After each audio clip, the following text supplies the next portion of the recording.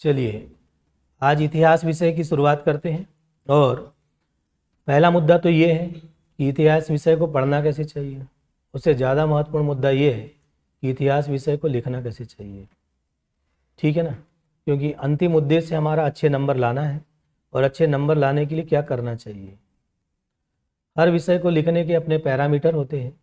चाहे आप ज्योग्राफी लिखें उसका अपना एक पैरामीटर होता है, हिस्ट्री को लिखें उसका अपना पैरामीटर होता है। तो इतिहास को पढ़ना कैसा चाहिए, इस पर छोटी सी बात हम कह दें।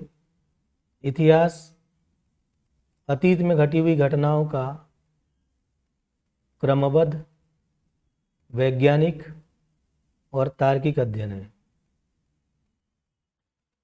इसमें सबसे ज़्यादा महत्वपूर्ण बिंदु है क्रमबद्ध अध्ययन है।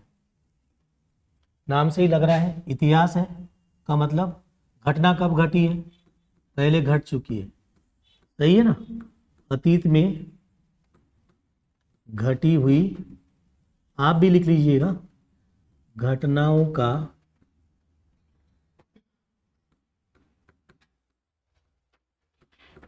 कैसा अध्ययन करना है, क्रमबद्ध,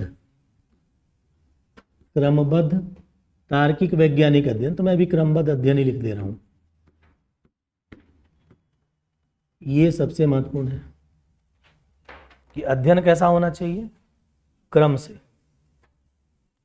जब भी इतिहास को पढ़ें कहीं से भी बीच से उठाकर कुछ भी मत पढ़िए, नहीं तो इतिहास के बारे में एक बड़ी अच्छी कहानी है।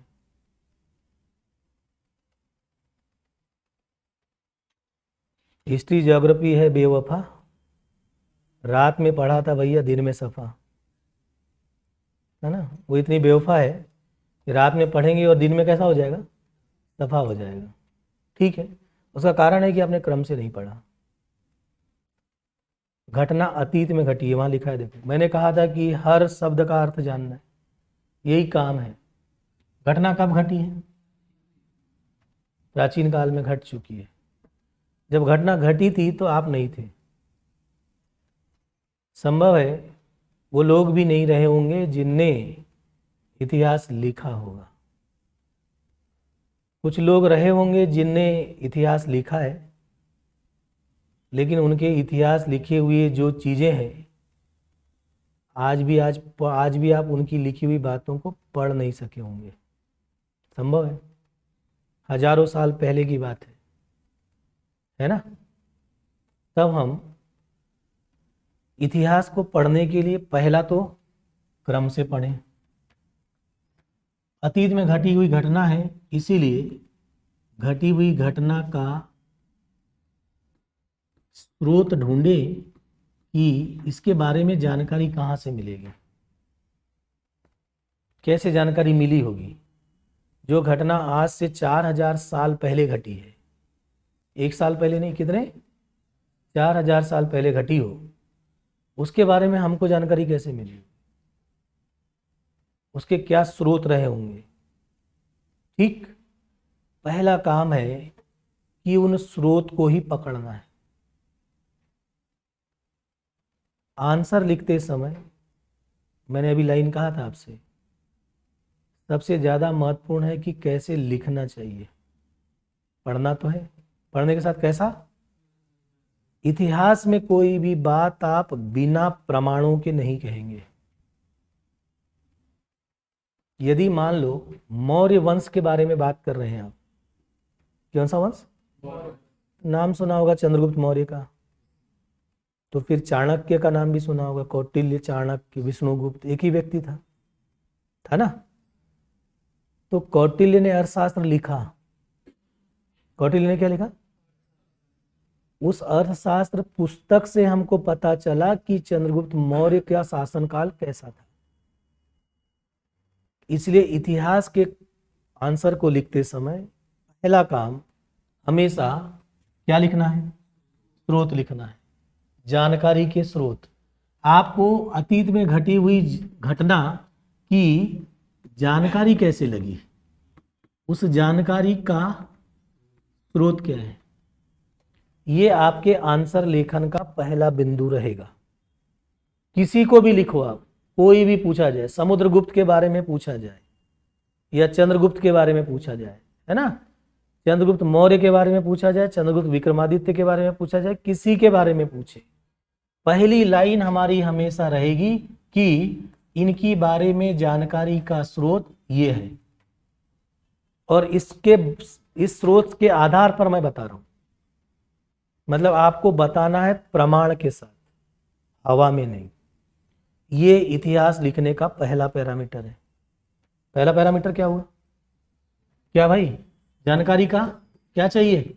स्रोत चाहिए। मैं उत्तर लेखन जब करेंगे आप हिस्ट्री का, तो हमेशा दिमाग में रख के ही चलना है कि स्रोत बताना ही बताना है, जिसके बारे में आ जाए, ठीक है ना।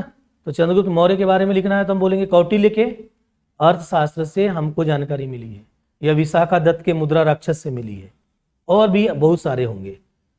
इनको याद करने और रटने की जरूरत नहीं है, क्रम से पढ़ते जाएंगे तो पता चलता जाएगा, ठीक। पहला मुद्दा क्या चाहिए? जानकारी का स्रोत। आपको पता कैसे चला उनके बारे में? तो जानकारी के स्रोत दो प्रकार के होते हैं। एक स्रोत होता है उनके समय में लिखा गया कोई साहित्य होगा, जैसे कौटिल्य ने क्या लिखा? अर्थशास्त्र। तो कौटिल्य का अर्थशास्त्र कैसा स्रोत है भाई? साहित्यिक स्रोत है, सही है। कौन सा स्रोत? साहित्यिक स्रोत। तो उससे लिखना है ना। तो अब हमारी बात हो गई कि जानकारी का स्रोत, उत्तर लेखन में स्रोत पहला कैसा स्रोत? साहित्यिक स्रोत। यहां मैं पहला लिख दे रहा हूं, है ना। दूसरा जानकारी का स्रोत है पुरातात्विक स्रोत, है ना। कौन सा स्रोत? पुरातात्विक स्रोत, ठीक। इन पुरातात्विक स्रोतों से आपको पता चलेगा उस समय के लोग क्या कोई ऐसा सिक्का ढाल पाए। सिक्का समझते हो ना? सिक्का कैसा स्रोत है? पुरातात्विक स्रोत है, ठीक। या उन्होंने कोई मूर्ति बनाई, तो पुरातात्विक स्रोत में क्या आएगा? क्या आएगा भाई? सिक्का आएगा। या उन्होंने कोई क्या बनाई होगी? मूर्ति बनाई होगी, है ना। ये कौन से स्रोत में आता है? पुरातात्विक स्रोत में आता है, याद रखेंगे।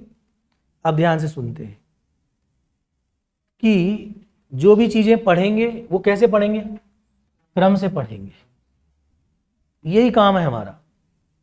हर इतिहास की घटना एक के बाद एक घटी है। अगर आप क्रम से पढ़ना शुरू करते हैं तो चीजें परत दर परत आपके दिमाग पर बैठेगी। कभी नहीं भूलोगे इतिहास, कभी सुबह सफा नहीं होगा, कभी नहीं होगा। यानी इतिहास विषय कभी बेवफा नहीं बनेगा, वो आपके साथ चलेगा, ठीक है। अब इन पुरातात्विक स्रोतों की छोटी सी बात कर, सोचिए आदिम मानव कहाँ रहता था? जंगलों में रहता था, है ना। जंगलों में रहने वाला है, सोचते हैं पहले पेड़ पे रहता रहा होगा, पेड़ पे झोपड़ी बनाया होगा, कहाँ पर? ऐसे ही किया होगा ना, ठीक। मतलब सोचो कि मानव की उत्पत्ति कैसे हुई होगी, कैसे उसने अपने जीवन को आगे बनाया बढ़ाया होगा, है ना। फिर पेड़ पे रहना शुरू किया, बरसात हो रही है, ठंड पड़ रही है, तो ज़्यादा समस्या आ रही है। अब वो क्या करेगा? धीरे से गुफा बनाएगा। क्या बनाएगा? बनाएगा ना, सही।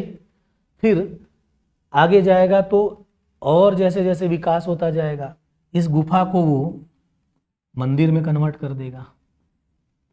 कुछ बात समझ में आ रही है? गुफा को किसने कन्वर्ट कर दिया? मंदिर में, है ना। मतलब पढ़ना कैसे है? क्रम से। तो दिमाग भी लगाना है, सोचना है कि कैसा घटा होगा, कुछ तर्क लगाइए, ठीक है। तो पहले क्या बनाया आपने? गुफा। गुफा के बाद क्या बनाया? मंदिर बन गया होगा, ऐसा सोचते हैं, और ऐसा ही हुआ है। गुफा ही आगे जा करके किस में कन्वर्ट हो गई? मंदिर में कन्वर्ट हो गई, ठीक है। मंदिर के रूप बदल जाएंगे, कभी वो ऐसा बना देंगे मंदिर को, अलग अलग धर्म के हो जाएंगे, है ना। उसको स्तूप कह देंगे। क्या बोल देंगे? स्तूप कहेंगे, ठीक। ये गुफा, मंदिर और स्तूप भी पुरातात्विक स्रोत है। क्या है? इनके बारे में भी लिखना है कि इनसे भी पता चला इसके बारे में। किसी भी राजा महाराजा के बारे में पढ़ेंगे तो कितने स्रोत मिलेंगे? 2। पहला स्रोत को क्या बोलोगे? साहित्य स्रोत बोलेंगे। जैसे एक उदाहरण लिखा मैंने, कौटिल्य का क्या? अर्थशास्त्र। और बहुत सारे होंगे, हर राजा के समय में अलग अलग मिलेगा, फिर देखेंगे उसमें क्या हो सकता है, आगे का मुद्दा है। तो उत्तर लेखन में पहला नंबर क्या? स्रोत चाहिए। स्रोत ए साहित्यिक, बी पुरातात्विक। ठीक है, हो गया। उत्तर लेखन के लिए पहला जरूरी पार्ट, पहली लाइन ही आपकी ये होना चाहिए, पहली लाइन ही होना चाहिए। ठीक है, मगर हमेशा आपके आंसर में जब वो कॉपी चेक करते हैं तो ये लाइन ढूंढते हैं। ये आपने लिखा 1 नंबर, नहीं लिखा 1 नंबर कट गया। तब आपको पता चलेगा कि नंबर कैसे आते हैं और कैसे कटते हैं। ठीक है, ये बात पहले दिन से पता होते जाना चाहिए। हर विषय का पैरामीटर है, ये लाइन बोला था मैंने अभी, सुन लिया आपने? पहला क्या करोगे? उस राजा के बारे में, उस काल के बारे में जानकारी का स्रोत क्या है। ओके। नंबर 2, जब भी उत्तर लेखन करेंगे हिस्ट्री का, तो दूसरा काम जो हमेशा करना है कि एक मैप बनाना है, बनाना ही है, प्रयास करना है, मौका मिलेगा ही। अभी हमने इसके पिछली क्लास में कहा था कि ज्योग्राफी किसके साथ मिलके चलता है? हिस्ट्री के साथ। ठीक, अब आपको मैप बनाने की जरूरत पड़ेगी, तो क्या विश्व मैप की जरूरत पड़ेगी? नहीं, इंडिया के मैप की जरूरत पड़ेगी। तो फिर मैंने आपको बताया था कि उत्तर भारत और दक्षिण भारत का विभाजन किसने किया? सही है, सतपुड़ा मैकल श्रेणी के ऊपर का हिस्सा उत्तर भारत और नीचे का हिस्सा। ठीक, तो आपको ये एक प्रकार का विभाजक है सतपुड़ा मैकल श्रेणी, उत्तर भारत और सही दक्षिण भारत में जैसे ही प्रवेश करेंगे सतपुड़ा मैकल श्रेणी को पार करके कौन सा राज्य मिलेगा? महाराष्ट्र। पहला राज्य कौन सा मिलेगा? महाराष्ट्र मिलेगा ना। मध्य प्रदेश के बाद कौन सा आएगा नीचे? महाराष्ट्र आएगा, फिर कर्नाटक जाओगे, फिर केरल पहुंचोगे, तमिलनाडु पहुंचोगे। ठीक है ना, वो दक्षिण भारत का है। सही, तो आपको दूसरी बात जो हमेशा शामिल करनी है वो क्या है? मैप बनाना है। अधिकांश जगहों पर आपको दक्षिण भारत के मैप की जरूरत पड़ेगी। बात हुई थी मेरी अभी, है ना? कौन सा मैप भाई? इतने से मैप से काम चला लेंगे। हर बार आप केवल राइट हैंड में इतना सा मैप बनाएंगे। यदि बात होगी यहां पर, आपको मालूम है कौन सी श्रेणी है ये? बताओ। सतपुड़ा मैकल श्रेणी है ना। ठीक है, अगर मुझे उत्तर भारत की बात करना है तो भी मैं ऐसा ही मैप बनाऊंगा और यहां की बता दूंगा कि चंद्रगुप्त मौर्य का शासन यहां था। किसका? तो ये बोल दूंगा सतपुड़ा मैकल श्रेणी है, कुछ नहीं करना है मुझे, ये हो गया सतपुड़ा मैकल श्रेणी के ऊपर ये चंद्रगुप्त मौर्य का शासन है। ठीक, ये मैप हमेशा आपके राइट हैंड में रहेगा और यहां लिखेंगे चंद्रगुप्त मौर्य। क्या लिखेंगे? चंद्रगुप्त मौर्य का शासन ऐसा ऐसा बना दिया, इतना हिस्सा खत्म। ठीक है, ये नंबर 2, ये बनाते हो 1 नंबर अपने आप बढ़ गया, बढ़ता जाएगा। ठीक, तीसरा नंबर, उसके बारे में जो भी मूल बातें होगी, जितनी भी, ठीक, जो प्रश्न पूछा जाएगा उस बात को आप लिखेंगे कि चंद्रगुप्त मौर्य का जो साम्राज्य विस्तार कहाँ तक था, उसके राजनीतिक क्षेत्र के जो कार्य हैं सामाजिक क्षेत्र में, आदि आदि जितना भी होगा। ठीक, वो प्रश्न लिखा। तो तीसरे नंबर पर उसका जो मूल हिस्सा है, जो प्रश्न पूछा गया वो आपने लिखा। समझ गए बात? अगला बात, चौथा नंबर होता है निष्कर्ष। क्या होता है? निष्कर्ष, जो हमेशा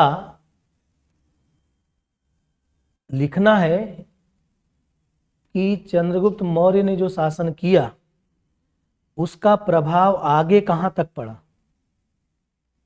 आगे कहां तक पड़ा। चंद्रगुप्त मौर्य का प्रभाव क्या आगे चलकर समुद्रगुप्त पर पड़ा? तो समुद्रगुप्त ने उस क्या बदलाव कर दिया, है ना।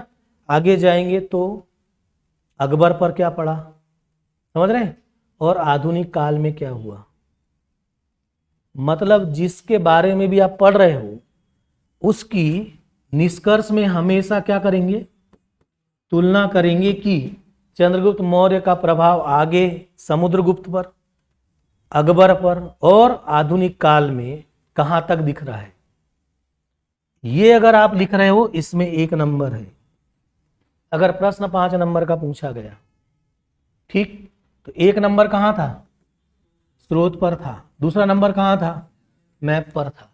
तीसरा नंबर अंतिम में कहां था, निष्कर्ष पर। यही महत्वपूर्ण है। और हमेशा कैसा लिखोगे, तुलना करके लिखोगे। तुलना कब हो पाएगी, जब आप कैसा पढ़ोगे, क्रमबद्ध पढ़ोगे। एक घटना के बाद दूसरी, तीसरी, चौथी घटना को क्रम से पढ़ते जाएंगे, तब तो हम बता पाएंगे कि चंद्रगुप्त मौर्य ने कितना काम किया था और आगे उससे ज्यादा काम समुद्रगुप्त ने कर दिया, उससे और ज्यादा किसने किया, अकबर ने कर दिया, और आधुनिक काल में हमने क्या कर दिया। ठीक, तो एक सामान्य सा ढांचा हमारे दिमाग में बन गया कि हिस्ट्री को लिखते समय ऐसा ही लिखेंगे। दिमाग में पहले से ही तय रहना चाहिए। हम भी आपको हर दिन जब आंसर लिखाएंगे तो यही बात सिखाएंगे कि नंबर कैसे लाए जाते हैं, ये सीखना है पहले दिन से, ठीक है। तो ये जो प्रश्न पूछा गया उसका बॉडी वाला हिस्सा है, बॉडी वाला हिस्सा है ना। अब उसमें सोचिए 5 नंबर का प्रश्न था, कितने नंबर का, नंबर ऐसे बटे होते हैं। जांचने वाला यही चेक करता है कि वो चीजें जो वो ढूंढ रहे हैं वो आपने दी है कि नहीं। अगर आपने दे दी है तो काम बन गया, अपने आप नंबर आएंगे। ज्यादा नहीं पढ़ना पड़ेगा, कम पढ़ना है लेकिन सॉलिड पढ़ना है, काम का पढ़ना है, ठीक है। क्या लिखना है वो अब धीरे धीरे पता चलता जाएगा। एक और बात, हिस्ट्री में बड़ी अच्छी बात होती है कि एक सामान्य स्ट्रक्चर होता है, उस स्ट्रक्चर को आप याद करेंगे, उस स्ट्रक्चर पर बहुत सारे राजा महाराजाओं को हम लिख देंगे। एक साथ में 10 राजाओं को एक साथ लिखकर दिखा दूंगा आपको। केवल कट मार के पेस्ट मारना होता है, थोड़ा थोड़ा बदलाव करना पड़ता है। पहला बदलाव क्या करना पड़ेगा, उनके बारे में जानकारी का स्रोत क्या है। तुलना करना मैं पहले दिन से सीख रहा हूं कि चंद्रगुप्त मौर्य के बाद आगे वाले ने क्या बदलाव किया। ये काम मेरे लिए आसान था, ठीक है। मैप बनाने में मुझे पता है उसका क्षेत्र कहाँ कहाँ तक रहा होगा। अब मुझे केवल हटाना क्या है और जोड़ना क्या है, ये वाला हिस्सा। इसमें भी एक सामान्य ढांचा होता है कि राजनीतिक क्षेत्र में क्या विचार है उसके, या कार्य क्या कार्य किए, तो वो एक जैसे रहते हैं। सामाजिक क्षेत्र के काम एक जैसे ही रहते हैं, थोड़ा कट और पेस्ट होता है बस। मतलब हिस्ट्री इतना सरल विषय है और इतना आसानी से लिखा जा सकता है कि इस विषय से ज़्यादा नंबर लाने की संभावना नहीं मिलेगी। लेकिन इसी पेपर में शुरुआत दिन होता है, पहला पेपर, और बहुत सारे लोगों के क्वेश्चन छूटते हैं, इसके कारण इसमें नंबर भी कम आते हैं कई के। और कई जो पहले दिन से अच्छी तैयारी करके जाते हैं वो सब पैरामीटर पता है, तो उनका कभी सिलेक्शन नहीं रुकता। सुन लिया आपने, है ना। तो पैरामीटर पहले दिन से पता होना चाहिए। कितने भाग हो गए भाई, 4। पहले वाले में स्रोत, दूसरे वाले में मैप हमेशा राइट में लिखेंगे, किधर, बाएं तरफ, ये ध्यान ही रखना है। तीसरा नंबर, उसकी बॉडी में जो पूछा जाएगा वो प्रश्न लिखेंगे। अंतिम क्या रहेगा, निष्कर्ष हमेशा तुलना करके, और कहां तक जा रहा है प्रभाव, कहां तक उसका प्रभाव पड़ रहा है वहां तक जाना है। ठीक, इतनी बात हो गई। चलिए, क्या जुटाना है, पहले क्या जुटाना है भाई, जानकारी के स्रोत तो जुटाना ही, क्योंकि हमारे क्वेश्चन के लिए चाहिए ना। अब हमको पढ़ना है, घटनाओं का अध्ययन कैसा करना है, क्रम से। तो क्रम से अध्ययन एक बार में पहले हो जाना चाहिए।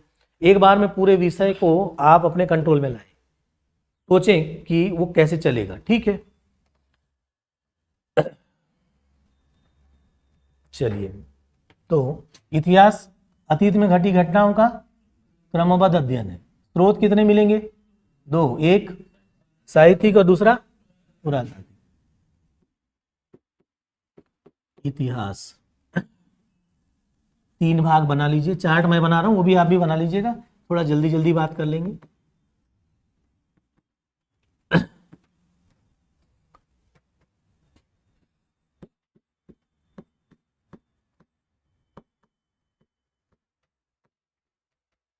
एक होता है ए नंबर, प्रागैतिहासिक। प्रागैतिहासिक दूसरा होता है अर्ध ऐतिहासिक, और तीसरा होता है ऐतिहासिक। हो गया। तीसरा क्या? ऐतिहासिक। मतलब हमने इतिहास को भी कितने भाग में बांटा? 3 भाग में। बांटने का आधार हमारे पास ये था, इधर देखो, यही, ये 2, पहला स्रोत और दूसरा पुरातन। इन दोनों को दिमाग में रख लोगे, मैं वापस नहीं आऊंगा, चलेगा, है ना? यहां पे यहां लिखा है प्रागैतिहासिक। इसको अगर संधि विच्छेद करते हैं ना हम, तो प्राक धन इतिहास होता है। क्या? प्राक प्लस इतिहास हो जाएगा प्रागैतिहासिक। प्राक का मतलब होता है जब इतिहास लिखना शुरू नहीं हुआ था उसके पहले का। जब इतिहास लिखना शुरू नहीं हुआ था उसके पहले का।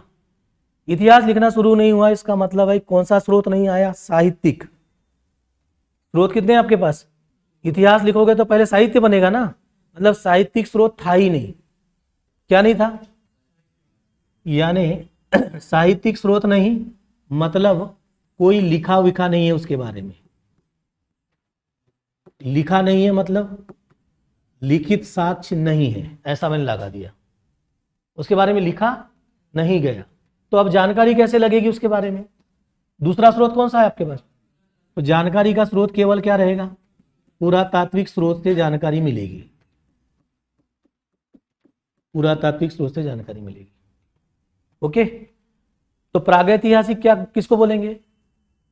इतिहास का वह हिस्सा जिसके बारे में लिखा नहीं गया है। तो जानकारी कैसे मिली? केवल पुरातात्विक स्रोत से। जैसे आपने देखा होगा भीमबेटका की गुफा कहां पर है?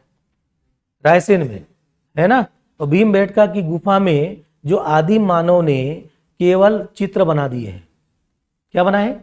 चित्र उकेर दिए, लिखा कुछ नहीं है, केवल क्या बनाया? तो इसका उदाहरण क्या होगा? कौन सी गुफा भाई? भीमबेटका की गुफा। उस समय आदिम मानव ने भीमबेटका की गुफा में केवल क्या बनाए?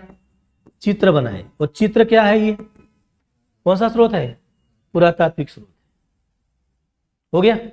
तो पूरा प्रागैतिहासिक काल किसको बोलेंगे?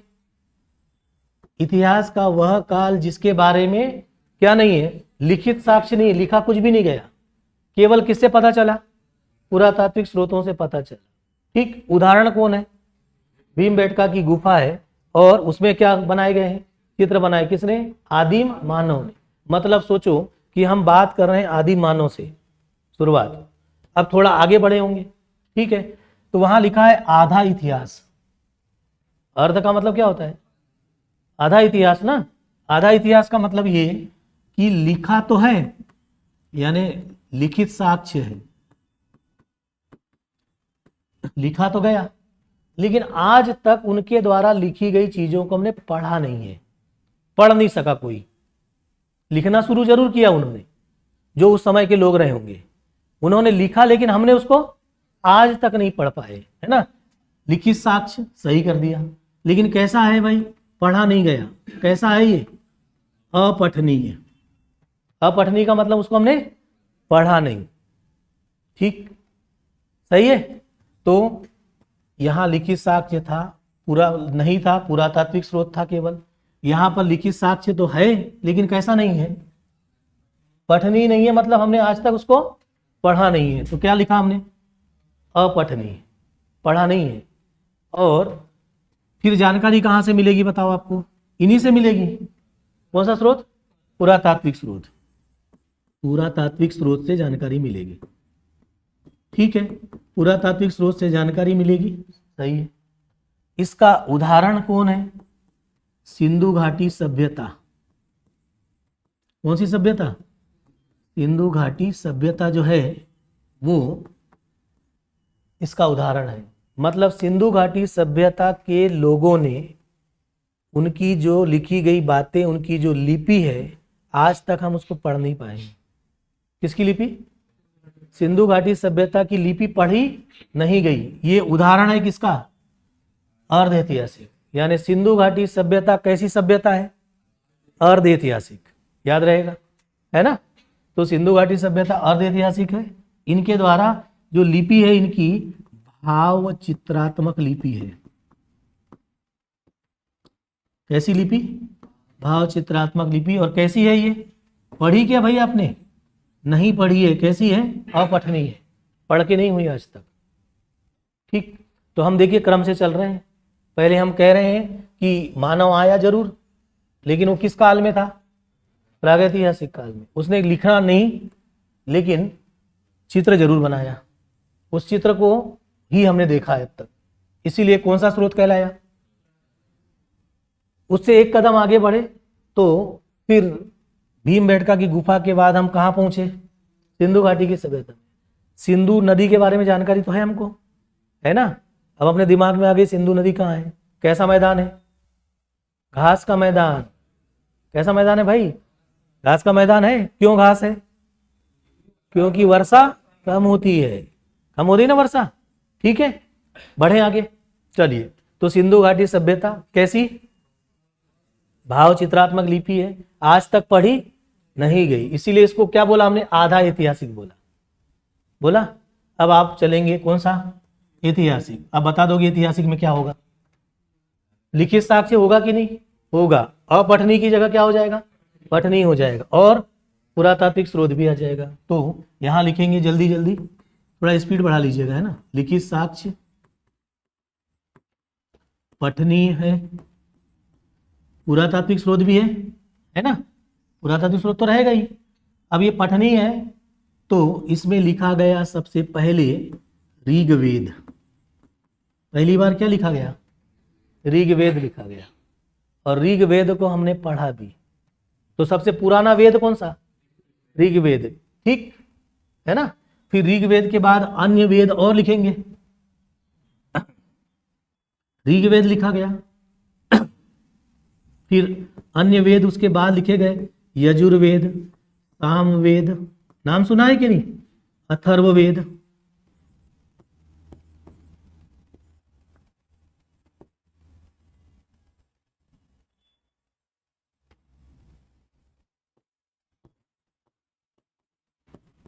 ठीक है। तो ये वेद बाद में लिखते चले गए। ये सबको पढ़ा भी हमने, पढ़ा ना? तो अब आगे बढ़ेंगे। ऋग्वैदिक काल बोलते हैं, और ऋग्वेद के बाद वाले काल को उत्तर वैदिक काल बोलते हैं। इन सब को मिला देंगे तो इस पूरे काल को वैदिक काल बोलते हैं। कौन सा काल? वैदिक काल का मतलब जब क्या लिखे गए? वेद लिखे गए। वेद को हमने लिखा भी, लिखने के साथ साथ उसको पढ़ा भी, इसलिए वो क्या कहलाया? ऐतिहासिक कहलाया। ठीक है, तो वैदिक काल में जो ऋग्वेद है कौन सा स्रोत है? साहित्यिक। कौन सा स्रोत? हमारे पास स्रोत कितने प्रकार के? दो, एक साहित्यिक और दूसरा इस समय पुरातात्विक स्रोत भी होंगे ना? पुरातात्विक स्रोत। ठीक, तो इतिहास देखिए कैसे धीरे धीरे आगे बढ़ेगा ना? अब ये जो ऋग्वैदिक काल है, यहां पर मैं इसके नाम पर ही उस काल का नाम पड़ गया। कौन सा? ऋग्वैदिक काल। ध्यान से देखो, वैदिक काल का विभाजन करेंगे तो ए, कौन सा काल आया? ऋग्वैदिक काल, है ना? ए वाला ऋग्वैदिक काल आया।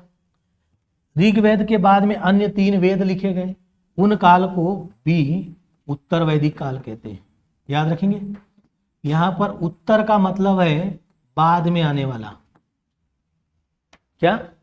बाद में आने वाला। जैसे यहां देखो, अभी मिटा देंगे इसको, है ना? 1 से लेकर के 50 और 100 इतने वर्ष है। 1 से 50 तक का को बोलते हैं पूर्व, और 50 से 100 तक को बोलते हैं उत्तर। याद रहेगा, है ना? 50 से 100 वाले को क्या बोलेंगे? उत्तर बोलेंगे, और ये 50 से पहले वाले को पूर्व बोलेंगे। तो ये कौन सा काल है? उत्तर वैदिक काल। और ये ऋग्वैदिक काल। ठीक है, ये ऋग्वैदिक काल 1500 से 1000 के बीच चला बीसी में। 1500 से 1000 बीसी के बीच कौन सा चला? ऋग वैदिक काल चला। और उत्तर वैदिक काल 1000 से 600 बीसी तक चला, बाद में आया। ठीक है, तो ऐतिहासिक में पहला मिल गया हमको कौन सा काल भाई? वैदिक काल मिल गया, वैदिक काल। अब हम आगे और बढ़ते जाएंगे तो फिर महाजनपद काल आएगा और आगे चलेंगे। ठीक है, बात समझ गए ना? तो पहले इतिहास का वर्गीकरण हमने किसके आधार पर किया? स्रोतों के आधार पर। किसके आधार पर? स्रोत के आधार पर किया कि साहित्यिक स्रोत, फिर पुरातात्विक स्रोत। हर जगह जानकारी किससे मिल रही है? पुरातात्विक स्रोत तो हर जगह मिले, लेकिन साहित्यिक स्रोत नहीं मिले। पहले वाले में नहीं मिले, दूसरे वाले में मिले तो पढ़े नहीं, और बाद में पढ़ना शुरू हुआ। हो गया? तो अब हमारे पास मोटा मोटा ढांचा आ गया इतिहास का। आया? जब हम पढ़ेंगे तो पहले प्रागैतिहासिक काल में बोलेंगे किसकी बात करेंगे? भीमबेटका की गुफा की बात करेंगे। फिर दूसरे नंबर पर कौन सी सभ्यता की बात करेंगे? सिंधु घाटी की सभ्यता इसके बाद आएगी। आएगी ना? ठीक है, फिर सिंधु घाटी की सभ्यता के बाद कौन सा काल आ जाएगा? वैदिक काल आ जाएगा। वैदिक काल में पहले कौन सा आएगा? ऋग वैदिक काल। फिर ऋग वैदिक काल के बाद उत्तर वैदिक काल आएगा। ठीक है, फिर और आगे हम बढ़ते चलेंगे, है ना? अब ये काल जो हम धीरे धीरे क्रम से आगे बढ़ रहे हैं, इनको मैप पर देखना है। किस पर? इस काल में कौन सा काल है ये? प्रागैतिहासिक काल में हमको आदिम मानव मिलेंगे। मिलेंगे ना? उन आदिम मानव में हमारे दिमाग में बात आना चाहिए कि अरे मानव की उत्पत्ति कब हुई होगी, कैसे हुई होगी, दिमाग में आना चाहिए ना। कैसे कई लोगों ने बताया कि जो समाजशास्त्र पढ़ते, सोशियोलॉजी, सॉरी मानव शास्त्र, है ना, मानव शास्त्र में आपको पता चलेगा कि मानव की उत्पत्ति कैसे हुई, फिर वो बंदर से कपि और कपि से फिर आज का वर्तमान मानव तक पहुंचा। ठीक, तो ये हमको भी पता होना चाहिए। तो वो काल कौन सा होगा पहले? तो आप अब हेडिंग डालो प्रागैतिहासिक काल। ठीक है, एक एक की बात जल्दी जल्दी कर लो। उसी के नीचे लिखते जाइएगा, है ना? प्रागैतिहासिक काल। आदिम मानव है इसमें, कौन है? आदिम मानव। तो यहां इस काल में हम कह देंगे मानव की उत्पत्ति, मानव की उत्पत्ति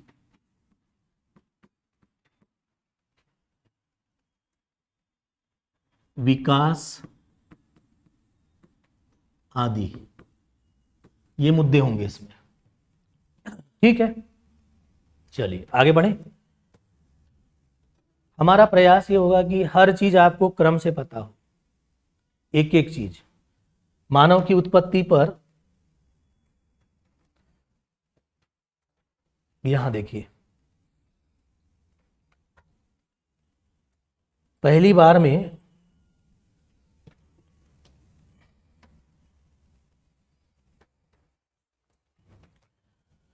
ये वाला हिस्सा पानी के अंदर दिख रहा है, बिल्कुल अलग थलग नहीं दिख रहा है इधर से। ये वाला हिस्सा भी इधर पूरा अलग ही है, बीच में क्या है? पानी है। तो मानव जब उत्पत्ति हुई होगी तो ये पानी के अंदर से तो नहीं जा सकता इधर, दिमाग में ये बात तो आना ही चाहिए। ठीक है, सही है। फिर अब मानव की उत्पत्ति के लिए इतना एरिया ही है जहां मानव की पहले क्या हुई होगी?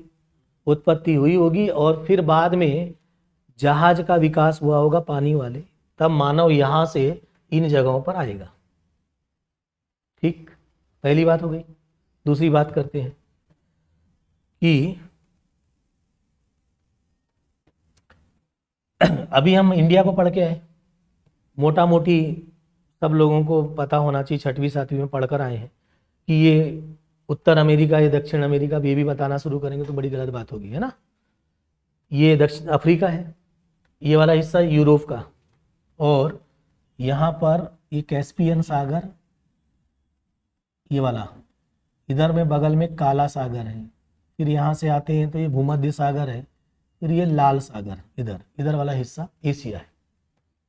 ठीक है, ये वाला हिस्सा यूरोप और ये अफ्रीका, 3 महाद्वीप हो गए, याद रहेगा। चौथा दूर पर है इधर ऑस्ट्रेलिया, बाद में बात करेंगे। कैसे अलग हुआ, क्या हुआ, वो मुद्दा बात का होगा। अभी तो हम मानव की उत्पत्ति के बारे में सोच रहे हैं और हमारा तर्क ये कह रहा है कि यहाँ तो नहीं हो सकती भाई, ये तो अलग थलग है पानी से दूर, फिर यहाँ कैसे मानव आएगा, देखेंगे। पहला मुद्दा, तो मानव की उत्पत्ति के बारे में जितने जो विचारक थे उन्होंने विचार किया कि कहाँ हुई होगी, तो सबने इस बात को माना कि ये जो सेंट्रल एशिया का एरिया है, मध्य एशिया बोलते हैं इसको, कौन सा, मध्य एशिया, मध्य एशिया में मानव की उत्पत्ति हुई। सही है ना, कहाँ पर, मध्य एशिया में मानव की उत्पत्ति हुई है। अब यहाँ से मानव की उत्पत्ति होने के बाद मानव धीरे धीरे माइग्रेट करेगा, प्रवसन करेगा ना। कुछ लोग इधर गए, कुछ लोग ऐसे घूम के इधर आए, कुछ लोग इधर गए। कितनी दिशाओं में जा रहे हैं, 3 दिशाओं में। उत्पत्ति का क्षेत्र मध्य एशिया, ठीक है ना। चलिए, तो मानव की उत्पत्ति लिखा था आपने, ये लिखा ना, इसके सामने नीचे लिखना है, कहां पर हुई, मध्य एशिया में, ठीक है, मध्य एशिया में हुई। तो मानव पहले कपि के रूप में था, किसके, याद रहेगा ना, हाँ, तो कपि के रूप में जो मानव था मध्य एशिया में, उसको बोलते थे ड्रायोपेथेकस। ठीक, क्या बोलेंगे, ड्रायोपेथेकस।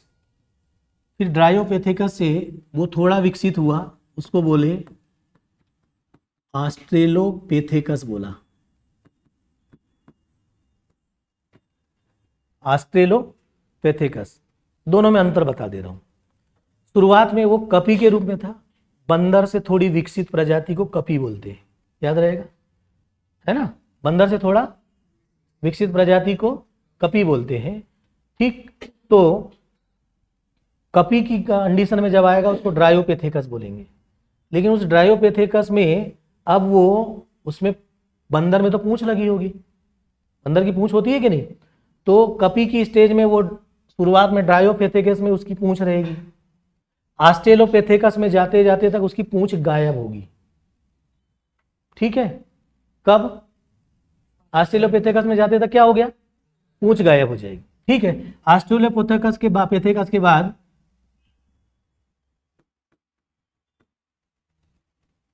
होमो इरेक्टस। होमो इरेक्टस की स्थिति आते आते तक सोचो, कपि थोड़ा सा झुक कर रहेगा ना, वो धीरे से खड़ा होना शुरू हो जाएगा। यानी मानव की जो तीसरी स्टेज पर जाएंगे तो कहाँ जाएंगे, होमो इरेक्टस तक आ जाएंगे। पहले पूंछ गायब हुई, फिर वो सीधे खड़ा शुरू होना किया। ठीक है, होमो इरेक्टस के बाद होमो सेपियंस आया। नाम सुना होगा कभी, होमो सेपियंस के बारे में तो जरूर विज्ञान में पढ़ा था, 6वीं 7वीं में भी रहा होगा होमो सेपियंस, है ना। और फिर होमो सेपियंस आया, जो आज का आधुनिक मानव है। कौन सा, होमो सेपियंस। ठीक है, होमो सेपियंस बोलते हैं। ठीक है, ये जो होमो सेपियंस है, ये कौन है भाई, आज का आधुनिक मानव है। ठीक, आज का आधुनिक मानव को क्या बोलेंगे। ठीक, तो मानव की उत्पत्ति मध्य एशिया में हुई, बंदर से आगे बढ़े तो किस रूप में भाई, कपि। उनके नामकरण पहले ड्रायोपेथेकस, फिर ये, फिर आगे आगे, आज हम यहां तक पहुंच गए, हो गया, है ना। अब मानव को आधुनिक मानव तो बना दिया। अब इस आधुनिक मानव को हम थोड़ा सा निर्धारित करें प्रकृति के द्वारा। प्रकृति मानव को निर्धारित करेगी, किसी को गोरा बनाएगी तो किसी को काला बना देगी, जो जहां जाएगा वैसा बन जाएगा। ठीक है, कौन बनाएगा, प्रकृति बनाएगा। अब देखते हैं बनाते हैं कैसे। ठीक है, तो मानव की उत्पत्ति हो गया एक हिस्सा। अब मानव की उत्पत्ति के बाद अगला मुद्दा है मानव की प्रजाति। प्रजाति मतलब रेसेस बोलेंगे अंग्रेजी में ना, रेसेस, ठीक है। और ये मानव की प्रजाति जो है वो जैसे जैसे मानव क्या करेगा, माइग्रेट करेगा, उस आधार पर उसकी रंग, ध्यान से सुनिए, रंग मतलब काला, सफेद, पीला, उसके बाल, उसकी ओंठ, उसकी आंख, उसका शरीर, सब कुछ निर्धारित होने लगेगा। प्रकृति डिसाइड करेगी अब जहां जहां वो पर माइग्रेट करता चले, ठीक है। जैसे यहां देखते हैं, हमने कहा कि मध्य एशिया है, ये कौन सा मध्य एशिया ना, यहां से मानव माइग्रेट किया और माइग्रेट करके ये महाद्वीप का नाम बताओ, अफ्रीका महाद्वीप है ना। इस अफ्रीका महाद्वीप में इस हिस्से में वो नहीं रहेगा क्योंकि पूरा डेजर्ट है, मरुस्थल है, क्या तो हरे कलर को ढूंढेगा तो ये हरा कलर है, कांगो नदी का बेसिन है ना, गिनी का तट है यहाँ पर, यहाँ से इतना, अभी आएंगे ज्योग्राफी पढ़ेंगे, ज्योग्राफी का रोल भी समझ में आएगा। फिर यहाँ पर विषुवत रेखा है, यहाँ पर तापमान बहुत ज़्यादा है, बहुत ज़्यादा गर्मी पड़ रही होगी, आपके देश में भी बहुत ज़्यादा गर्मी पड़ती है।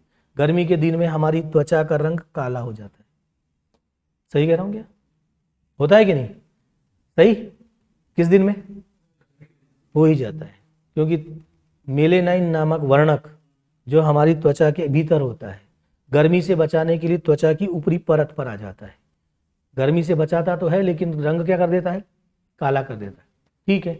तो यहाँ पर जो व्यक्ति आया किस जगह पर माइग्रेट करके, मध्य एशिया से अफ्रीका में, कौन सी रेखा के पास, विषुवत रेखा के पास, है ना। इस रेखा के आसपास तापमान कैसा है, अधिक है, तापमान अधिक होने के कारण यहाँ का व्यक्ति जो है उसका त्वचा का रंग कैसा हो जाएगा, काला। तो यहाँ पर रंग के आधार पर एक प्रजाति बनी जिसका नाम, प्रजाति का वर्गीकरण करेंगे तो पहले नंबर का नाम निग्रोइड।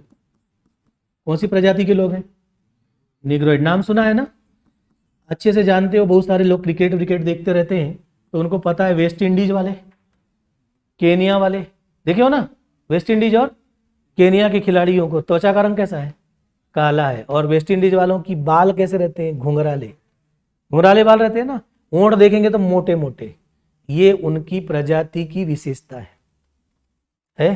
तो ये किसने निर्धारित किया, प्रकृति ने, कि निग्रोइड प्रजाति के लोग जो हैं उनकी त्वचा का रंग कैसा है, काला है, और बाल कैसे हैं भाई, घुंघराले हैं, ओंठ कैसी है, ओंठ मोटे हैं,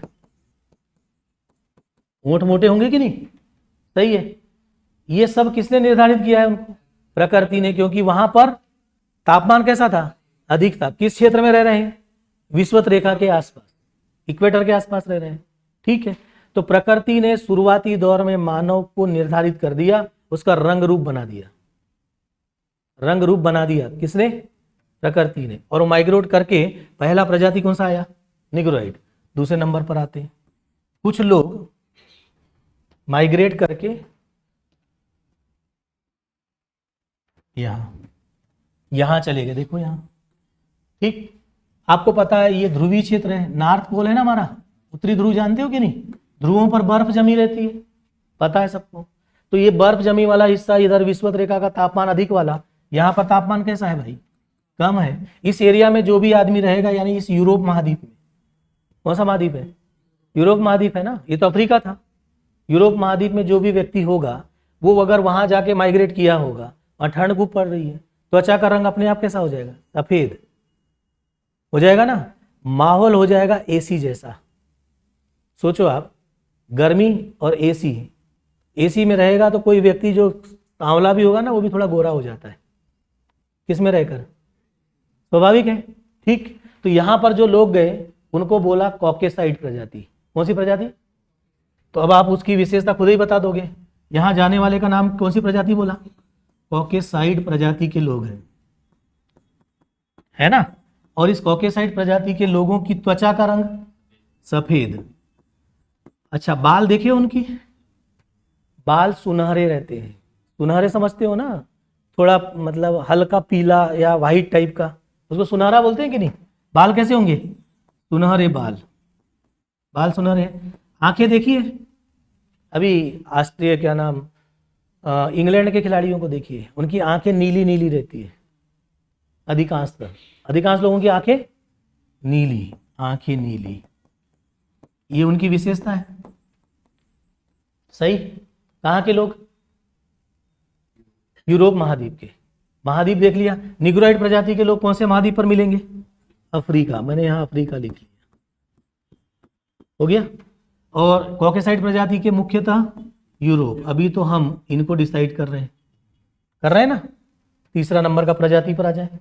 तीसरे नंबर का व्यक्ति यहां देखो,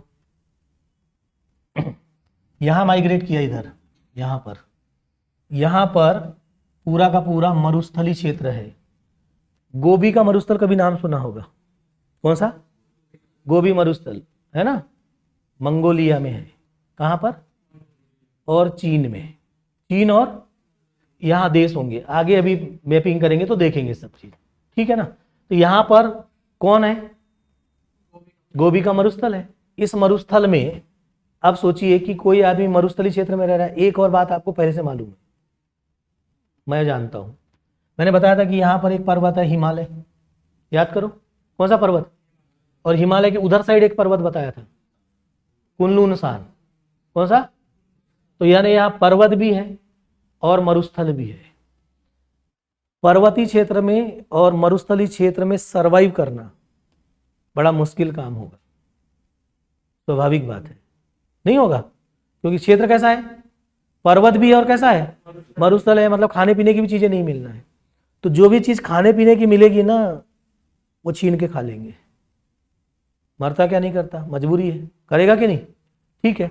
तो यहाँ का जो लोग है, जो गोबी मरुस्थल है, उस मरुस्थल में पीले कलर की धूल उड़ती है।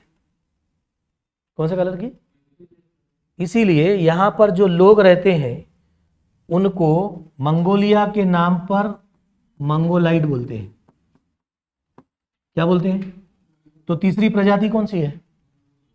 मंगोलाइड, याद रहेगा। पहली प्रजाति का नाम निग्रोइड। अब आप देख के बता दो कौन निग्रो है, बता दोगे? कौन से लोग कौन से हैं? कॉकेसाइड है, और कौन से हैं? मंगोलाइड कौन है? ठीक है। और मंगोलाइड प्रजाति जो है, उनके त्वचा का रंग कैसा होगा? पीला। अब इनको देखना है तो चीन वालों को देख लो। किसको? चीन जापान के लोगों को, है ना। तो वो नाटे नाटे रहेंगे, लेकिन उनके बाल कभी भी देखना तो बाल ऐसे खड़े रहते हैं। बाल कैसे कैसे रहेंगे? खड़े। और रहेंगे कैसे? नाटे रहेंगे।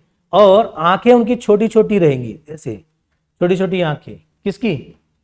चीन वालों की। तो चीन वालों का रंग कैसा है? कैसा है भाई? पीला। और आंखें छोटी छोटी, आंखें छोटी, देखे हो क्या नहीं आपने?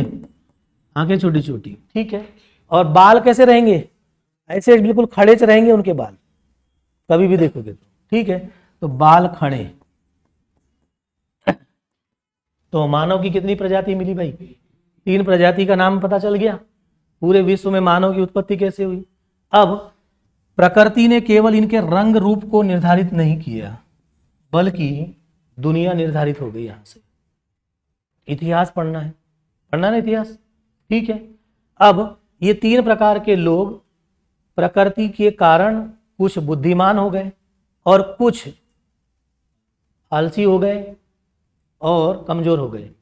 सोचो, ये निग्रोइड प्रजाति के रोग, त्वचा का रंग काला है, केवल एक ही चीज सफेद है, वो आपको पता है।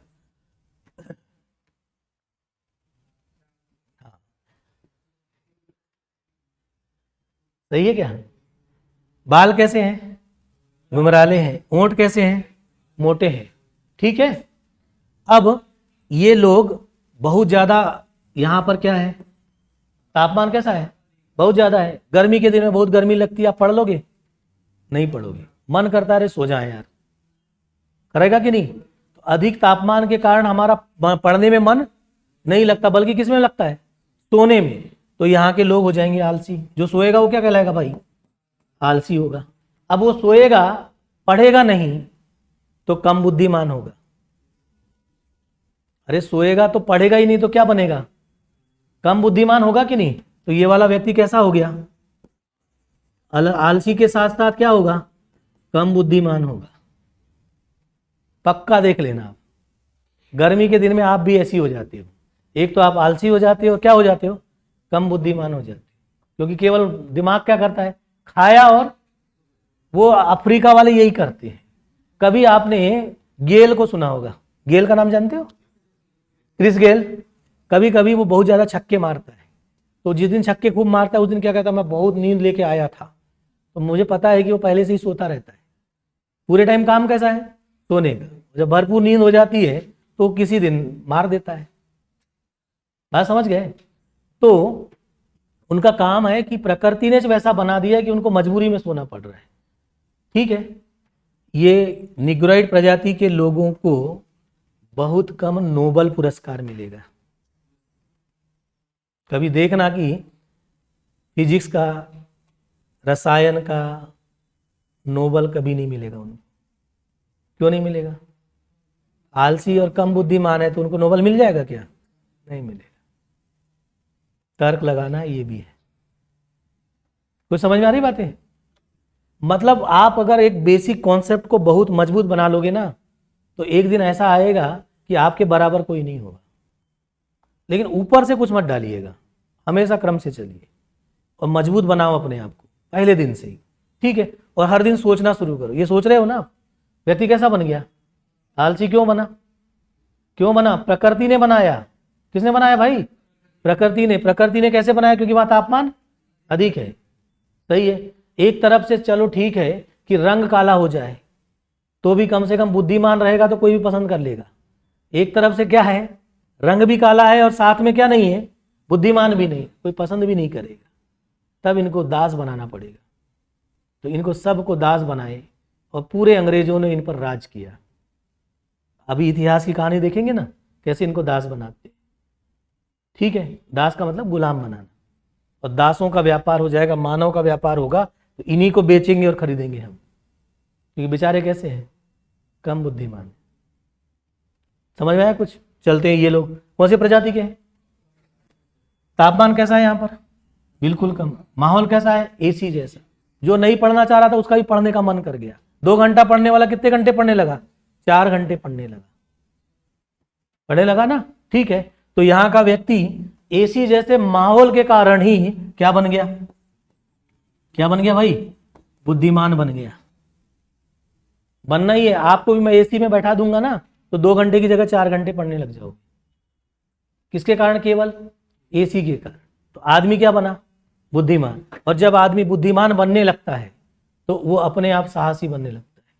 पहले सोचता है वनडे एग्जाम्स की तैयारी करूंगा, धीरे धीरे जब उसकी बुद्धि बढ़ने लगती है तो वो सोचता है अरे वनडे एग्जाम नहीं यार, नहीं करना, मैं तो इससे ज़्यादा के लिए एलिजिबल हूँ। तो आगे बढ़ेगा तो पीएससी, फिर यूपीएससी। साहस किससे आएगा? बुद्धि से आया। तो बुद्धिमान व्यक्ति कैसा होता है? साहसी होता है। इसीलिए आपने देखा होगा वास्को डी गामा, नाम सुना है कि नहीं? किसका नाम? Vasco D gamma. ध्यान से देखो, यहाँ का रहने वाला, पुर्तगाल का।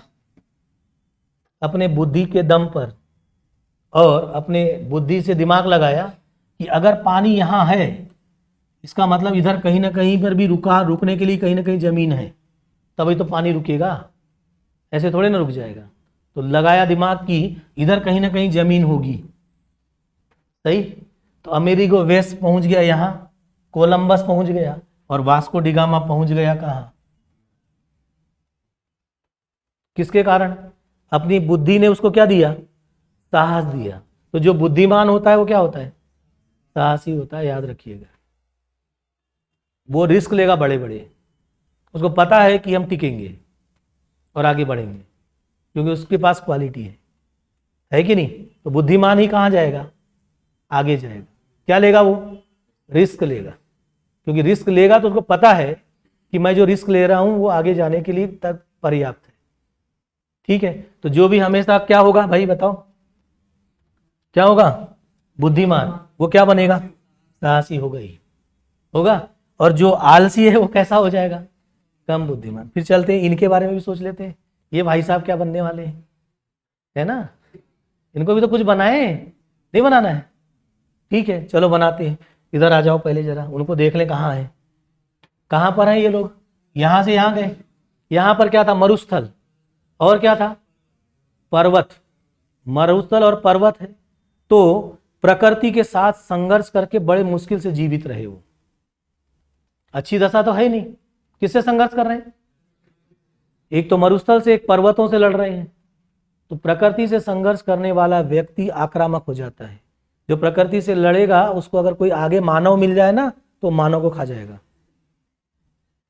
मतलब ये व्यक्ति क्या बनेगा? आक्रामक। आक्रामक किसने बनाया? प्रकृति ने, क्योंकि वो वहां पर रह रहा है। इसलिए कभी सुना होगा चंगेज खान ने भारत पर आक्रमण किया था, कभी सुना होगा? किसने सुना था कि नहीं? हाँ जी। तो वो चंगेज खान यहाँ मंगोलिया का रहने वाला है।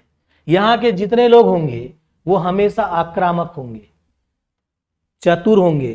मैंने बुद्धिमान और चतुर में अंतर होता है। बुद्धिमान साहसी होता है और चतुर धूर्त होता है। उस पर विश्वास नहीं कर सकते आप, है ना? सुन लिया आपने?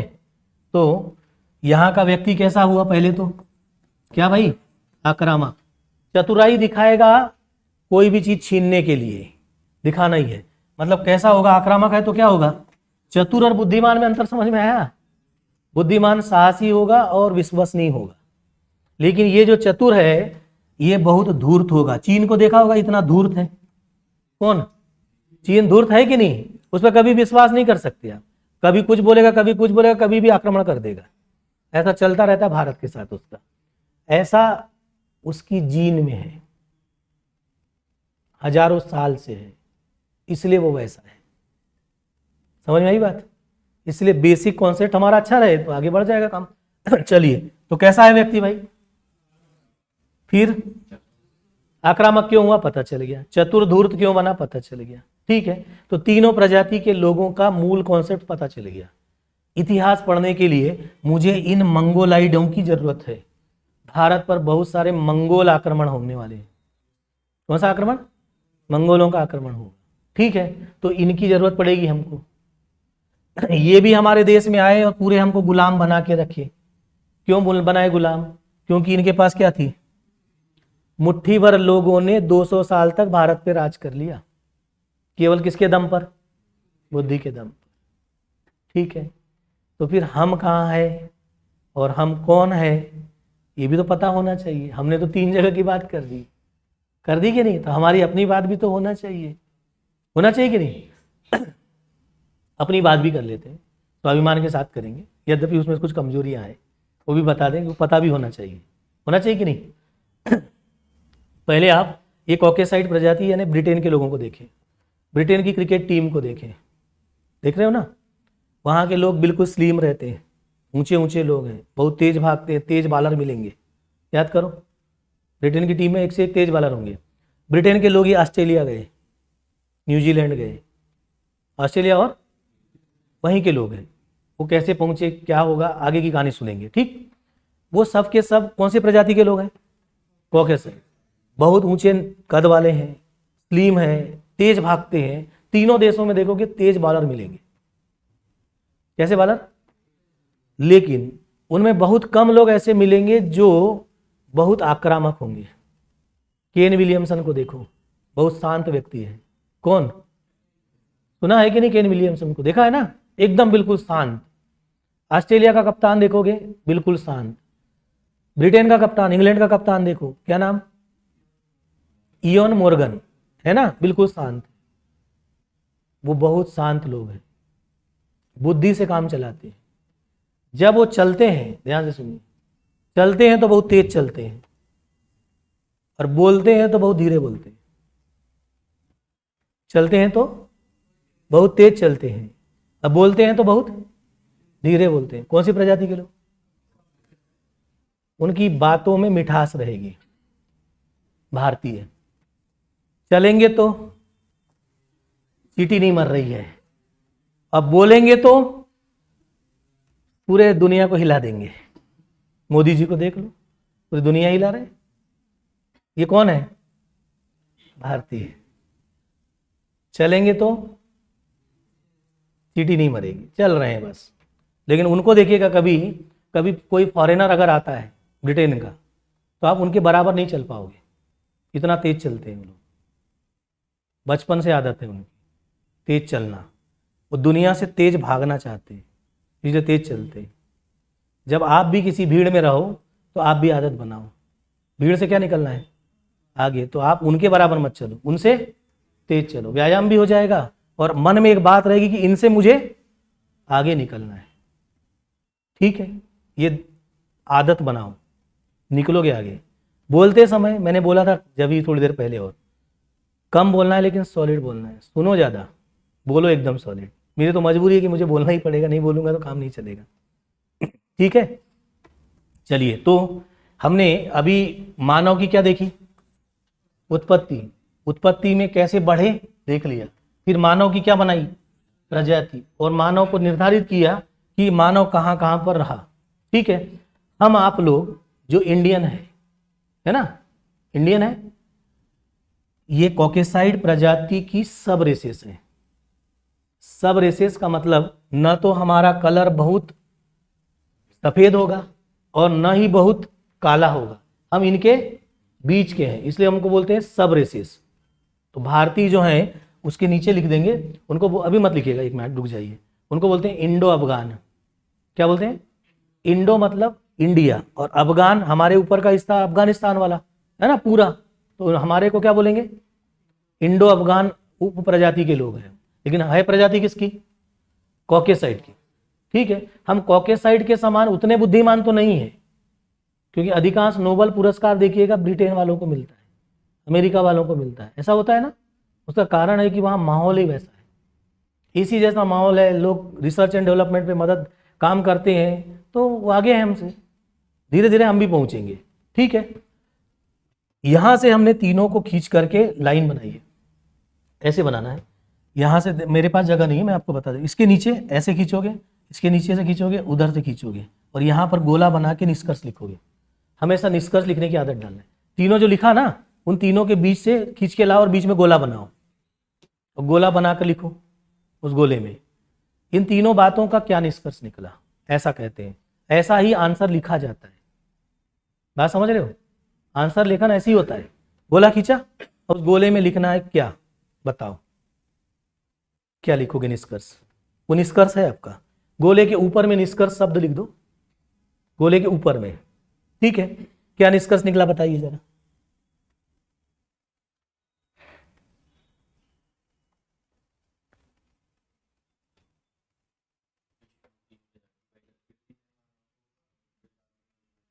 जी, प्रकृति ने मानव की गतिविधि को निर्धारित किया। तीन तो भाग हमने किया, क्या लिखेंगे, प्रकृति ने मानव की गतिविधि को निर्धारित किया, ऐसा लिखो। प्रकृति ने मानव की गतिविधि को निर्धारित किया है, गुड, सही है ना, किया क्या नहीं। एक को बनाया आलसी, एक को बनाया बुद्धिमान, और एक को बना दिया धूर्त, बनाया कि नहीं, सही। तो प्रकृति ने मानव की क्या लिखा, गतिविधि को क्या किया है, निर्धारित किया है, निष्कर्ष पता चला।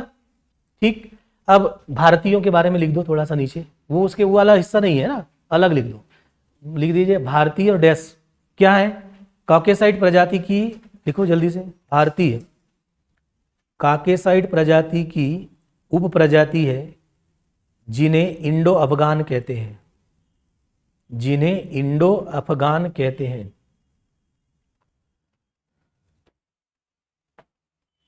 इंडो अफगान कहते हैं, सही। तो भारतीय किसकी सब उप प्रजाति, कॉकेसाइड की उप प्रजाति, जिनको क्या बोलेंगे, इंडो अफगान कहेंगे। ठीक है ना। अब जो इंडो अफगान लोग हैं जो भारत पहुंचे हैं, वो कॉकेसाइड की सब रेसेस है। अफगान बोला आपने, क्या बोला, तो इसका मतलब है कि वो लोग यहां से जुड़े रहे होंगे, है ना, इनसे मूलतः जुड़ाव रहा होगा। तो ये धीरे से भारत आएंगे, और जो इंडो अफगान है वही आर्य है, क्या है, आर्य, तो वहां नीचे लिखना है। ठीक, इंडो अफगान है जो आर्य, आर्य कोष्टक में लिख दो पशुचारक। आर्य लोग कैसे थे, पशुचारक। आर्य पशुचारक के रूप में, आर्य पशुचारक के रूप में कहाँ आए हैं? भारत आए। ठीक है, भारत आए। अब हमारा जो ज्ञान था उसको लिखते चलो। क्या ज्ञान था भाई? पशुचारक के रूप में आए, कौन से पर्वत को पार करके आए? हिंदू कुश, लिखो आगे। जो हिंदू कुश पर्वत के कौन से दर्रे को पार करके आए? खैबर दर्रा। हाँ, जो हिंदू कुश पर्वत के क्या खैबर दर्रा को पार करके, खैबर दर्रा को पार करके अपने पशुओं के झुंड को लेकर, सही क्या? किसको लेकर? पशुओं के झुंड को लेकर, पशुओं के झुंड को लेकर, सही, पशुओं के झुंड को लेकर कौन सी नदी के घाटी में आए? हाँ, सिंधु नदी के कौन से मैदान में? घास के मैदान की जंगल? हाँ, सिंधु नदी के घास के मैदान में, घास के मैदान में 1500 बीसी के आसपास आए। कब आए हैं? 1500 बीसी के आसपास आए।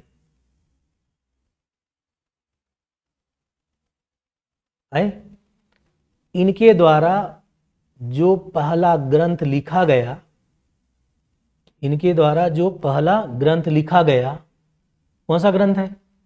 ऋग्वेद। जो पहला ग्रंथ लिखा गया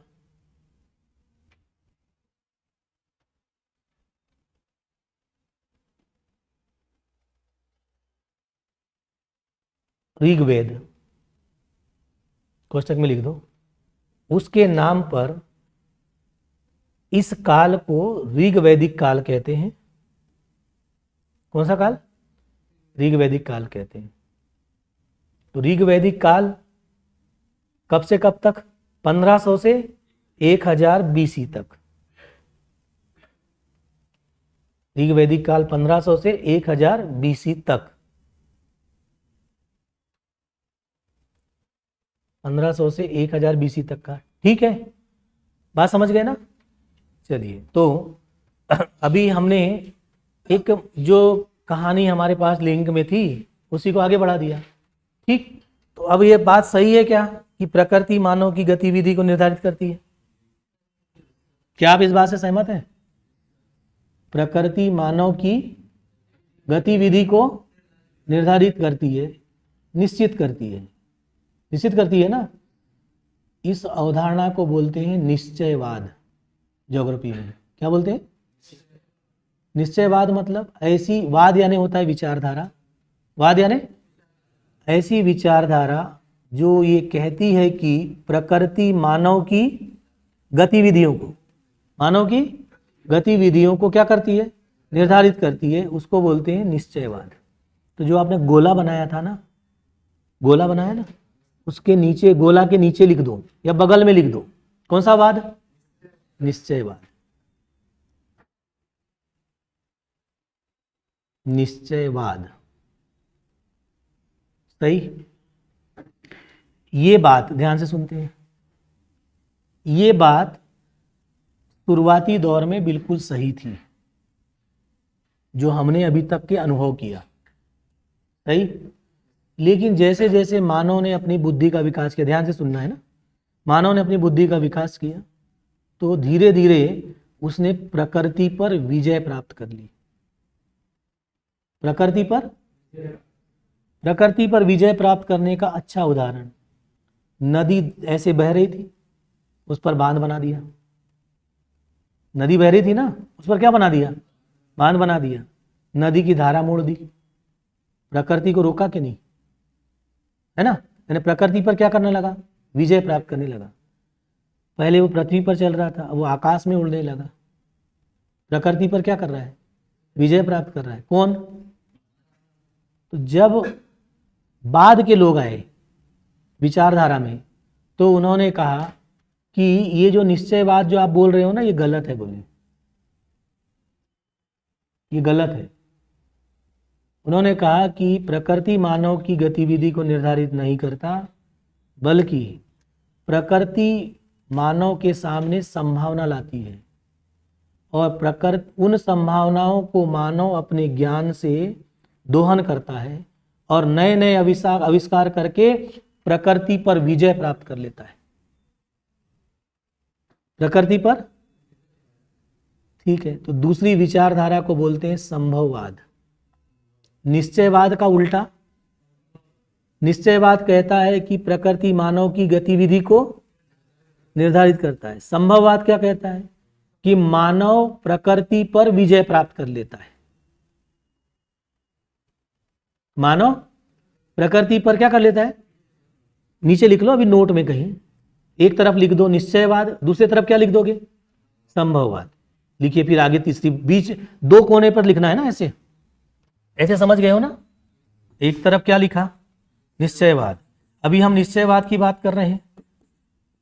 निष्कर्ष लिखने सीखना। देखिएगा मेरी बात सुनिए, पहले दिन से ही एक और बात, अभी लिखने का बंद करिए, हमारी बात सुनिए। पहले दिन से ही आपका काम होना चाहिए कि निष्कर्ष लिखना है। क्या लिखना है? आप अपने दोस्तों के साथ, 4 दोस्तों के साथ बैठे हो मान लेते, और किसी मुद्दे पर चर्चा कर रहे हो, किसी मुद्दे पर नहीं कर रहे हो, ऐसे भी बैठे हो, तो भी उठने के पहले 2 लाइन में निष्कर्ष बताना है। हम 4 दोस्तों का अंत में इतनी देर बैठने का निष्कर्ष ये निकला कि हमने कोई गंभीर मुद्दे पर चर्चा नहीं की, बल्कि अपना समय खराब कर लिया। क्या निकला? ये निष्कर्ष निकला। कुछ बात समझ में आ रही है? हर जगह निष्कर्ष देने सीखना है, आदत बन जाएगी, यही आंसर में आ जाएगा। सुन लिया ना आपने?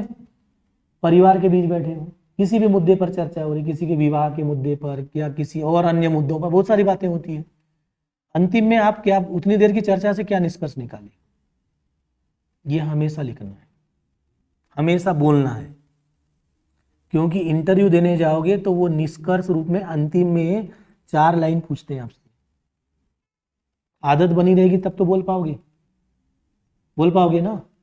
हर काम को अभी से शुरू करो। इंटरव्यू की तैयारी आज से शुरू होना चाहिए, पहले दिन से ही।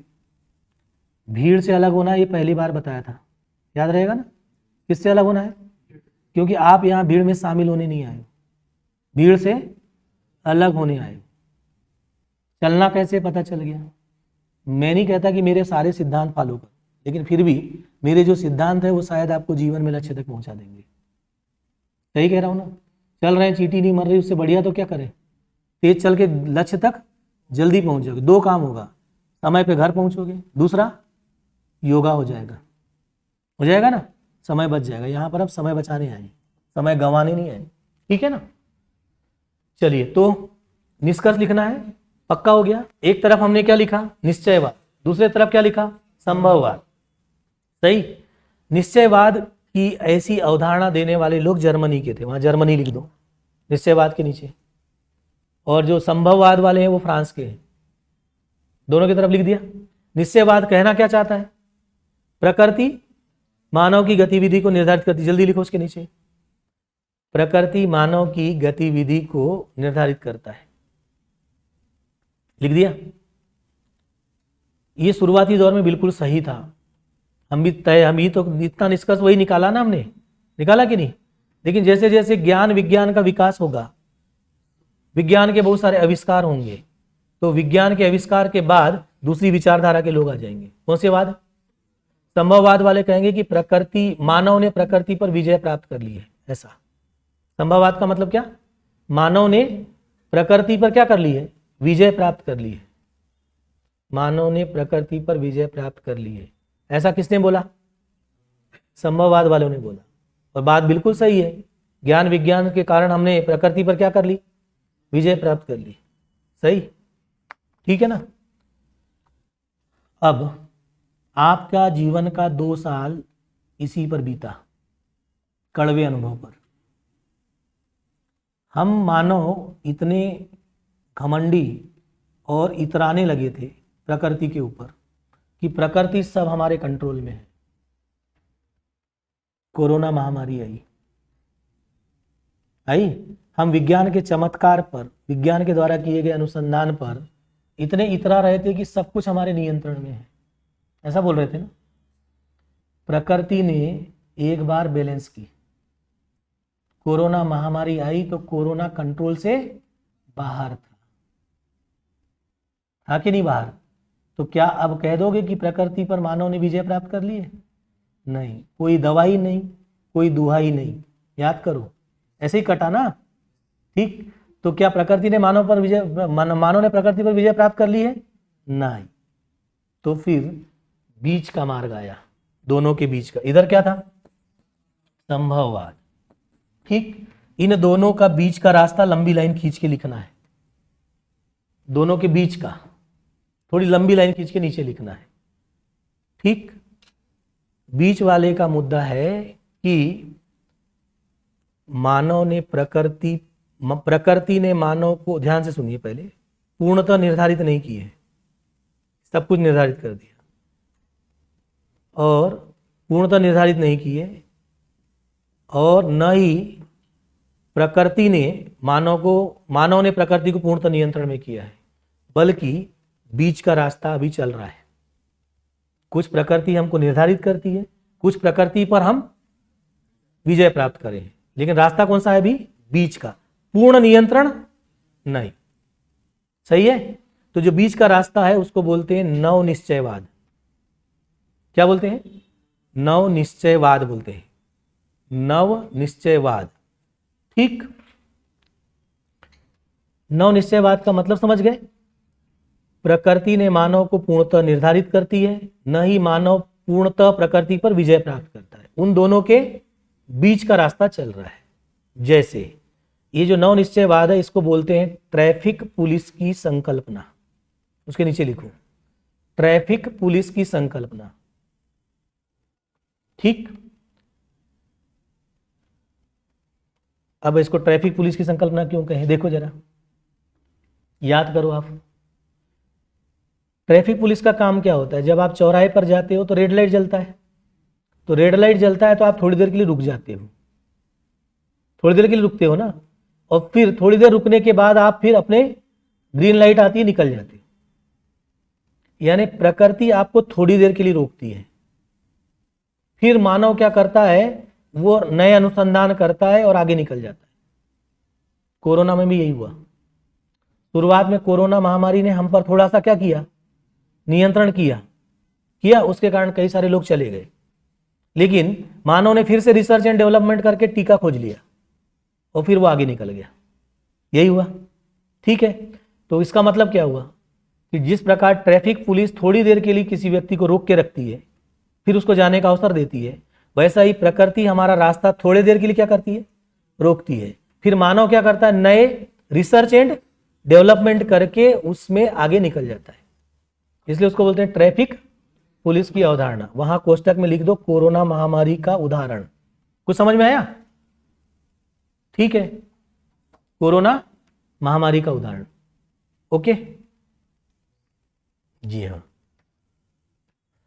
चलिए आज यहीं तक रखें क्या? सब लोग थकने लगे हैं, है ना? फिर कल नए सिरे से नई ऊर्जा के साथ चालू करते। ठीक, चलिए तो आज की क्लास यहीं पर समाप्त करते हैं। एक और बात छोटी सी कर दें, मध्य प्रदेश ध्यान से सुनिएगा, मध्य प्रदेश हम अलग से नहीं पढ़ेंगे, इनके साथ साथ ही क्या चलता रहेगा? मध्य प्रदेश भी चलता रहेगा। आप भी समझ गए होंगे अब कि मध्य प्रदेश कोई अलग नहीं बल्कि क्या है? इनके बीच का ही हिस्सा है ना। ठीक है, तो अगर हम इंडियन ज्योग्राफी पढ़ रहे हैं तो मध्य प्रदेश का ज्योग्राफी पढ़ेंगे, इंडियन हिस्ट्री पढ़ रहे हैं तो मध्य प्रदेश का भी हिस्ट्री पढ़ेंगे, प्राचीन भारत पढ़ेंगे तो मैं बता दूंगा मध्य प्रदेश में प्राचीन भारत कैसे चलेगा। ओके, तो हम इंडिविजुअल नहीं पढ़ेंगे, किसको? मध्य प्रदेश को। एक और बात कि अगर आप लोग अब धीरे धीरे थोड़ी आपकी समझ बढ़ती जाएगी और आप थोड़ा सा मतलब और देर तक चीज़ों को तैयार करने में या संभालने में सक्षम हो जाएंगे, तो हम एक और कठिन सब्जेक्ट को डालेंगे। ये कठिन नहीं है, ये दोनों सरल सब्जेक्ट है। इनसे कठिन सब्जेक्ट होता है जिसमें सबके नंबर कम आते हैं। उस नंबर में अगर पहले दिन से आपने लीड मारना शुरू किया तो सिलेक्शन आपका नहीं रुकेगा, है ना? तो उस कठिन सब्जेक्ट को भी धीरे धीरे करके हम आगे बढ़ाएंगे, याद रहेगा? तो कम से कम 3 सब्जेक्ट को खिसकाएंगे। आज हमारा पहला सब्जेक्ट थोड़ा सा ज़्यादा खिंच गया, प्रयास करेंगे कि उसको थोड़ा कम करके बैलेंस बना के चले, संतुलन बना के चले। ठीक है, तो सब कुछ आराम से चलेगा। और समय से पहले आपका सिलेबस और आप बहुत मजबूत बन जाएंगे। ठीक, तो तीसरा सब्जेक्ट भी कठिन वाला आएगा आगे, थोड़ा आप तैयार हो जाए, थोड़ा पृष्ठभूमि बन जाए, समझ के लायक बन जाए, फिर हम चालू करेंगे। ठीक है ना। अगली बात, आप लोग जब आप अपने नोट्स बनाएं पहले दिन से, तो प्रयास करिएगा कोरी कापी में बनाएं, कोरी कापी में ही बनाना है, साफ सुथरा नोट्स बनाना है।